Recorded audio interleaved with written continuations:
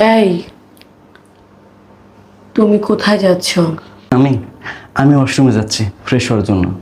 না, তুমি ওয়াশরুমে যাবা না। কেন? কেন আমি ওয়াশরুমে যাব না? কারণ কারণ ওয়াশরুমে গেলে তুমি ভয় পাবে।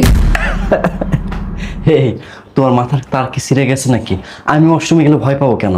আমি সত্যি বলতেছি, তুমি ওয়াশরুমে গেলে ভয় পাবে। ধুর, আমার মনে হচ্ছে তুমি আমার সাথে মজা করতেছো, পাগল একটা। যেও না বলছি, যেও না তুমি।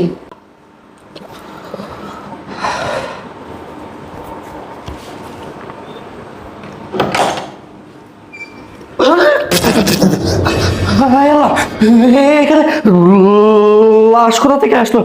তাও আবার সোনালি হাজবেন্ডের লাশ।